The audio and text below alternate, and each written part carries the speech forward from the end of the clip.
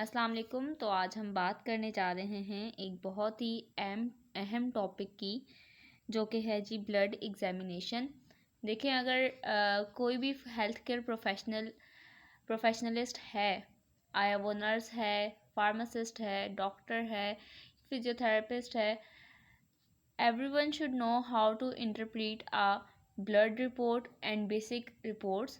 तो इस सीरीज़ में हम जो है स्टार्ट करने जा रहे हैं सबसे पहला हमारा task, that is the blood examination और ब्लड रिपोर्ट इंटरप्रिटेशन। तो सबसे पहले इसमें हमारे पास आ जाती है हीमोग्लोबिन वैल्यू। अगर हम हीमोग्लोबिन वैल्यू की बात करते हैं तो इसमें ये जो वर्ड है हीमोग्लोबिन, सबसे पहले हम इसके बारे में डिस्कस कर लेते हैं कि हीमोग्लोबिन होता क्या है। Haemoglobin is the red pigment of blood. ये बेसिकली एक रेड पिगमेंट है ब्लड में, जो कि ब्लड को रेड कलर दे रहा होता है। ये जो हीमोग्लोबिन है वो इटसेल्फ अपने वर्ड से ही बता रहा है कि ये जो है टू वर्ड्स से मिलकर बना है। One is the heme and the other one is the globin. Heme जो है इसमें 4% पाया जाता है। हीम आयरन कंटेनिंग पिगमेंट है, और जो ग्लोबिन है उसकी कंसंट्रेशन 96% होती है। हीमोग्लोबिन का जो लेवल है वो ब्लड रिपोर्ट्स में जो दिया जाता है वो ग्राम परसेंट में दिया जाता है। अगर हम इसकी नॉर्मल वैल्यूज़ की बात करते हैं तो मेल में जी ये होता है 15.5। इसमें मोर एंड लेस 2.5 कर सकते हैं, जैसे कि 13.5 एंड 17.5 इतना हो सकता है नॉर्मल रेंज। फीमेल में 14, इसमें प्लस एंड माइनस 2.5% हो सकता है, ग्राम परसेंट हो सकता है। एंड इन्फेंट्स की अगर हम बात करते हैं, छोटे बच्चों की अगर हम बात करते हैं, तो इसमें 18 ग्राम परसेंट होता है। तो जी क्लिनिकल सिग्निफिकेंस की अगर हम बात करें कि हीमोग्लोबिन किस तरीके से आपकी ब्लड रिपोर्ट को टारगेट करता है और किस तरीके से इसको इफ़ेक्ट करता है,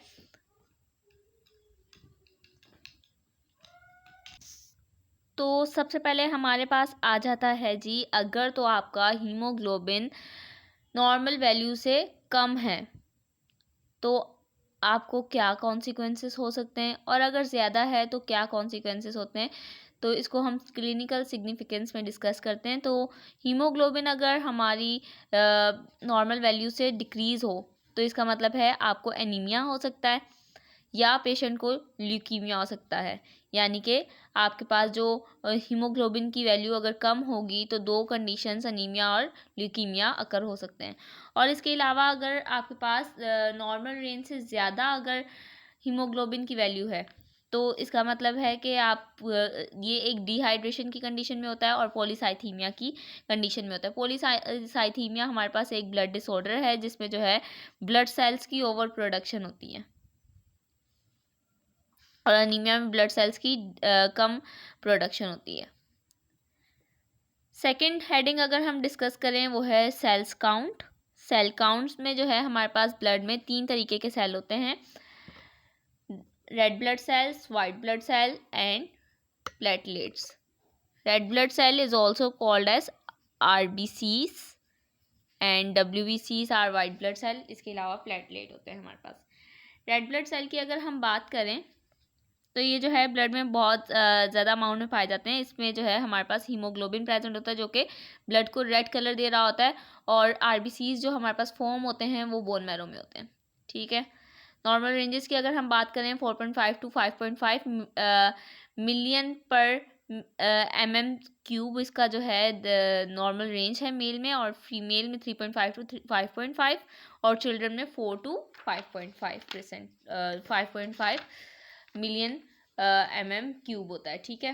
क्लिनिकल सिग्निफिकेंस की अगर हम बात करें, अगर हमारे पास RBCs का लेवल इंक्रीज़ होता है, नॉर्मल रेंज से ज़्यादा होता है, तो ये हमारे पास हार्ट अलाइनमेंट यानी कि हार्ट डिसऑर्डर्स के की तरफ जो है इशारा है कि ये इसकी वजह से आपको इन फ्यूचर पेशेंट को जो है वो हार्ट प्रॉब्लम्स हो सकती हैं। और इसके अलावा polycythaemia, that is the over production of the blood cells. इसके अलावा आपके पास कोलरा है। कोलरा एक बैक्टीरियल इन्फेक्शन है जो कि विब्रो कोलरा बैक्टीरिया है जो कि इसको कॉज कर रहा होता है। यानी कि अगर आपके पास RBCs का लेवल इंक्रीज़ है, number 1 it indicates the heart alignments, second is the polycythemia and the third one is the cholera. while decrease number अगर होगा तो आपके पास अनीमिया है, ठीक है। अब हमने फर्स्ट जो चीज़ डिस्कस की that is the red blood cell. अब हम बात करते हैं WBCs की। WBCs को हम लिकोसाइट भी कहते हैं, ठीक है। और ये बेसिकली आपके पास जो है कलरलेस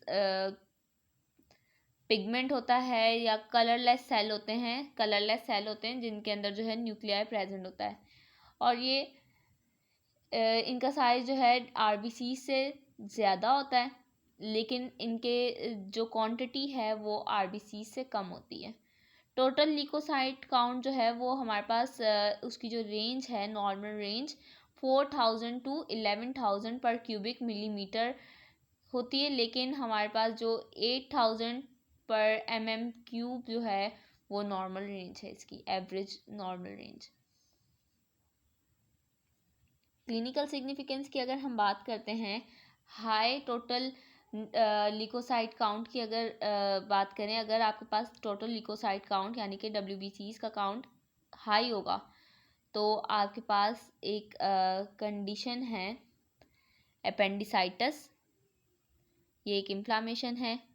और ल्यूकीमिया जो कि WBCs का डिसऑर्डर होता है। नमूनिया जो कि हमारे पास chest infection, diphtheria, small pox, tonsillitis, इस तरीके से डिफरेंट जो है, जब भी आपकी बॉडी में WBCs का काउंट इंक्रीज होगा that's mean there is something wrong with your body, और कोई ना कोई इन्फेक्शन, बैक्टीरियल इन्फेक्शन या वायरल इन्फेक्शन आपकी बॉडी में, वायरल नहीं बल्कि बैक्टीरियल इन्फेक्शन के केसेस में आपके जो WBC का काउंट है वो इंक्रीज हो जाता है।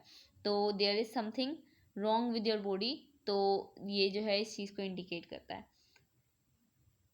और इन्फ्लामेशन के केस में जो है आपकी बॉडी में WBCs का काउंट इंक्रीज हो जाता है। Second is the low TLC। Low TLC का मतलब है कि अगर आपके पास टोटल ल्यूकोसाइट काउंट कम है।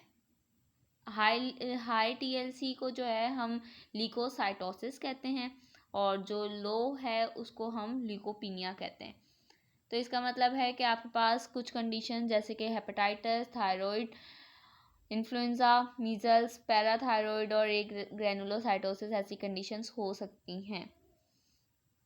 इसके अलावा एक हमारे पास टोटल ल्यूकोसाइट काउंट आ जाता है। सेकंड थिंग इसमें जो आती है वो है डिफरेंशियल ल्यूकोसाइट काउंट, के हमारे पास ल्यूकोसाइट के अंदर डिफरेंट सेल्स प्रेजेंट होते हैं। उनमें हमारे पास न्यूट्रोफिल्स हैं। न्यूट्रोफिल्स की जो रेंज है वो 60 to 70 है। ब्लर हो रहा है। 60 to 70% है। इजनोफिल जो है 1 to 4% है। Basophils 0 to 1% and monocyte 5 to 10 and lymphocytes 25 to 30% होते हैं। क्लिनिकल सिग्निफिकेंस की अगर हम बात करें तो हमारे पास TLC और DLC यानी कि टोटल ल्यूकोसाइट काउंट और डिफरेंशियल ल्यूकोसाइट काउंट दोनों के दोनों हमें हेल्प आउट करते हैं कि किसी भी तरीके का अगर बॉडी में इन्फेक्शन है, जब भी आपके पास DLC या TLC में से जो भी चीज़ अगर इंक्रीज होगी तो आपको जो फर्स्ट इंडिकेशन है कि वो ये है कि आपकी बॉडी में कोई ना कोई इन्फेक्शन या इन्फ्लामेशन है। हाई न्यूट्रोफिल काउंट, अगर न्यूट्रोफिल का काउंट इंक्रीज होता है जिसका मतलब है कि आपकी बॉडी में कोई ना कोई सीवियर इन्फेक्शन है। ईजनोफिल्स का अगर काउंट ज़्यादा होगा, ईजनोफिल अपनी नॉर्मल वैल्यू से यानी 1 to 4% से ज़्यादा होंगे तो आपके पास एलर्जिक कंडीशन है या कोई वॉर्म वगैरह जो है बॉडी के अंदर प्रेजेंट है, तो ये जो है कंडीशन ईजनोफिल डिटेक्ट करता है। बेजोफिल जो है हमारे पास increase in the basophil increase in granulocytic leukemia। granulocytic leukemia जो है इस कंडीशन में आपके पास बेसोफिल्स का जो नंबर है, क्वांटिटी है, वो इंक्रीज हो जाती है। लिम्फोसाइट्स की अगर हम बात करें तो लिम्फोसाइट के नंबर अगर हाई होंगे तो इसका मतलब है कि आपको वूपिंग कफ यानी कि कफ की कंडीशन है, ठीक है। मोनोसाइट अगर इंक्रीज होता है तो इसका मतलब है कि आपके पास कोई बैक्टीरियल इन्फेक्शन है, मलेरिया है या मोनोसाइटिक ल्यूकीमिया है। So that's all for this video. We will discuss other cells in and other parameters in the next videos. ठीक है, टिल देन अल्लाह हाफिज़।